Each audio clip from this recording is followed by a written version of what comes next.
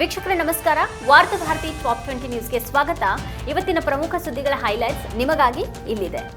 ತಮಿಳುನಾಡಿನಲ್ಲಿ 4 ದಿನಗಳಿಂದ ಮುಂದುವರೆದ ರಾಜಕೀಯ ಅನಿಶ್ಚಿತತೆ ಮತ್ತು ತೀವ್ರ ಮಾತುಕತೆಗಳ ಬಳಿಕ ನಟ ವಿಜಯ್ ನೇತೃತ್ವದ ತಮಿಳಿಗ ವೆಟ್ರಿ ಕಳಗಂ ಅಂದರೆ ಟಿವಿಕೆ ಸರ್ಕಾರ ರಚನೆಗೆ ಅಗತ್ಯವಾದ ಬಹುಮತದ ಬೆಂಬಲವನ್ನು ಕೊನೆಗೂ ಪಡೆದುಕೊಂಡಿದೆ ಎಂದ ಮೂಲಗಳು. 3 ದಿನಗಳಲ್ಲಿ 3ನೇ ಬಾರಿಗೆ ತಮಿಳುನಾಡು ರಾಜ್ಯಪಾಲ ರಾಜೇಂದ್ರ ವಿಶ್ವನಾಥ್ ಅರ್ಲೇಕರ್ ಅವರನ್ನು ಭೇಟಿ ಮಾಡಿ ಸರ್ಕಾರ ರಚನೆಗೆ ಹಕ್ಕು ಮಂಡಿಸಿದ ತಮಿಳಿಗ ವೆಟ್ರಿ ಕಳಗಂ ಮುಖ್ಯಸ್ಥ ವಿಜಯ್ ಪಶ್ಚಿಮ ಬಂಗಾಳದ ಮೊದಲ ಬಿಜೆಪಿ ಮುಖ್ಯಮಂತ್ರಿಯಾಗಿ ಮೇ 9ರಂದು ಪ್ರಮಾಣ ವಚನ ಸ್ವೀಕರಿಸಲಿರುವ ಸುವೇಂದು ಅಧಿಕಾರಿ. ಲೋಕಸಭೆಯಲ್ಲಿ ಪ್ರತ್ಯೇಕ ಆಸನ ವ್ಯವಸ್ಥೆ ಕಲ್ಪಿಸುವಂತೆ ಸಭಾಧ್ಯಕ್ಷರಿಗೆ ಡಿಎಂಕೆ ಮನವಿ. ಕಾಂಗ್ರೆಸ್ನೊಂದಿಗೆ ಮೈತ್ರಿ ಕೊನೆಗೊಂಡಿದೆ ಅಂತ ಸಭಾಧ್ಯಕ್ಷರಿಗೆ ಕನಿಮೊಳಿ ಪತ್ರ. ಹುಬ್ಬಳ್ಳಿ ಧಾರವಾಡ ಮಹಾನಗರ ಪಾಲಿಕೆಯ ವಲಯಗಳ ಕಚೇರಿಗಳ ಮೇಲೆ ಲೋಕಾಯುಕ್ತ ಅಧಿಕಾರಿಗಳ ದಾಳಿ, ದಾಖಲೆಗಳ ಪರಿಶೀಲನೆ. ಇತ್ತೀಚೆಗೆ ನಡೆದ ಉಪಚುನಾವಣೆಯಲ್ಲಿ ಬಾಗಲಕೋಟೆ ವಿಧಾನಸಭಾ ಕ್ಷೇತ್ರದಿಂದ ಆಯ್ಕೆಯಾಗಿರುವ ಉಮೇಶ್ ಹುಲ್ಲಪ್ಪ ಮೇಟಿ ಹಾಗೂ ದಾವಣಗೆರೆ ದಕ್ಷಿಣ ವಿಧಾನಸಭಾ ಕ್ಷೇತ್ರದಿಂದ ಆಯ್ಕೆಯಾಗಿರುವ ಸಮರ್ಥ ಶಾಮನೂರು ಮಲ್ಲಿಕಾರ್ಜುನ್ ಮೇ 11ರಂದು ಶಾಸಕರಾಗಿ ಪ್ರಮಾಣ ವಚನ ಸ್ವೀಕಾರ. ತಮಿಳುನಾಡಿನಲ್ಲಿ ಸರ್ಕಾರ ರಚನೆಗೆ ಸಂಬಂಧಿಸಿದ ರಾಜಕೀಯ ಚಟುವಟಿಕೆಗಳು ತೀವ್ರಗೊಂಡಿರುವ ನಡುವೆ ಡಿಎಂಕೆ ಅಥವಾ ಎಐಎಡಿಎಂಕೆ ಸರ್ಕಾರ ರಚಿಸಲು ಮುಂದಾದರೆ ತಮ್ಮ ಪಕ್ಷದ ಎಲ್ಲ 107 ಶಾಸಕರು ರಾಜೀನಾಮೆ ನೀಡಲಿದ್ದಾರೆ ಅಂತ ಎಚ್ಚರಿಕೆ ನೀಡಿದ ನಟ ವಿಜಯ್ ನೇತೃತ್ವದ ತಮಿಳಿಗ ವೆಟ್ರಿ ಕಳಗಂ.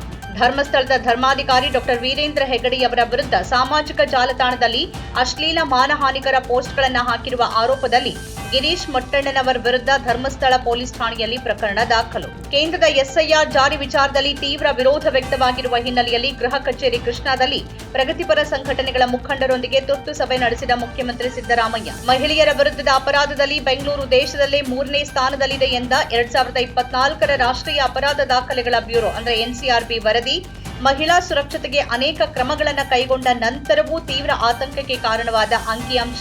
2025-26ರ ಹಣಕಾಸು ವರ್ಷದಲ್ಲಿ ಜಾರ್ಖಂಡ್ ಮತ್ತು ಬಿಹಾರ ರಾಜ್ಯಗಳಿಂದ ಆದಾಯ ತೆರಿಗೆ ಪಾವತಿಸಿದ ವ್ಯಕ್ತಿಗಳಲ್ಲಿ ಧೋನಿ ನಂಬರ್ 1.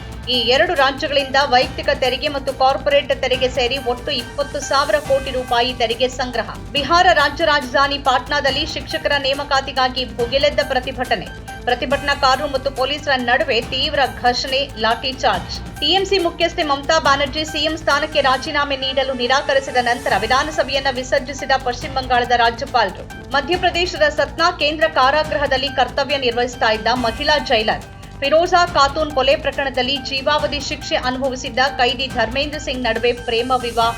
ಗುಂಡ್ಯಾಹೊಳಿಯ ಕೊಲ್ಯದಕಟ್ಟ ಡ್ಯಾಂ ಬಳಿ ಸ್ನಾನಕ್ಕಿಳಿದ 2 ವಿದ್ಯಾರ್ಥಿನಿಯರು ನೀರಿನಲ್ಲಿ ಮುಳುಗಿ ಮೃತ್ಯು. ಮೃತ ವಿದ್ಯಾರ್ಥಿನಿಯರನ್ನ ಕೊಟ್ರಪ್ಪಾಡಿ ಗ್ರಾಮದ ವಿಮಲಗಿರಿ ನಿವಾಸಿಗಳಾದ 15 ವರ್ಷದ ಅರ್ಪಿತಾ ಹಾಗೂ 21 ವರ್ಷದ ಸುನೀತಾ ಅಂತ ಗುರುತಿಸಲಾಗಿದೆ. ಮರುಮತ ಎಣಿಕೆ ಬಳಿಕ ತಮ್ಮ ಶಾಸಕ ಸ್ಥಾನ ರದ್ದಾಗಿರುವುದನ್ನು ಪ್ರಶ್ನಿಸಿ ಸುಪ್ರೀಂ ಕೋರ್ಟ್ ಮೆಟ್ಟಿಲೇರಿದ ಶೃಂಗೇರಿಯ ಕಾಂಗ್ರೆಸ್ ಅಭ್ಯರ್ಥಿ ಟಿಡಿ ರಾಜೇಗೌಡ. ಬಸ್ ಚಲಾಯಿಸ್ತಾ ಇದ್ದ ವೇಳೆ ಚಾಲಕ ಹೃದಯಾಘಾತದಿಂದ ಮೃತ್ಯು. ನಿಯಂತ್ರಣ ತಪ್ಪಿ ರಸ್ತೆ ಬದಿ ಧರೆಗೆ ಡಿಕ್ಕಿಯಾಗಿ ನಿಂತ ಬಸ್, ಪ್ರಯಾಣಿಕರು ಪಾರು. ಮಡಿಕೇರಿ ಸಮೀಪದ ತಾಳತ್ತಮನೆ ವ್ಯಾಪ್ತಿಯ ರಾಷ್ಟ್ರೀಯ ಹೆದ್ದಾರಿಯಲ್ಲಿ ಘಟನೆ. ಪಡಿತರ ಅಕ್ಕಿ ಸಾಗಣೆ ವಾಹನವನ್ನ ತಡೆದು ಹಣ ಸುಲಿಗೆ ಮಾಡಿದ ಪ್ರಕರಣದಲ್ಲಿ ಎಸ್ಪಿ ಗನ್ ಮ್ಯಾನ್ ಸೇರಿ 2 ಬಂಧನ. ಬಳ್ಳಾರಿಯಲ್ಲಿ ನಡೆದ ಘಟನೆ.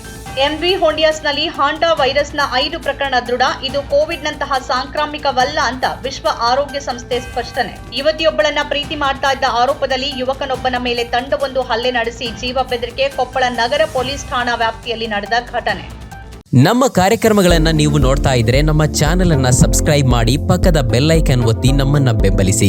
ಹಾಗೆ ನಮ್ಮ ಕಾರ್ಯಕ್ರಮಗಳನ್ನ ಲೈಕ್ ಮಾಡಿ, ಕಮೆಂಟ್ ಮಾಡಿ, ಅದನ್ನ ಬೇರೆಯವರಿಗೂ ವಾಟ್ಸ್ಆಪ್ ಮೂಲಕ ಶೇರ್ ಮಾಡಿ.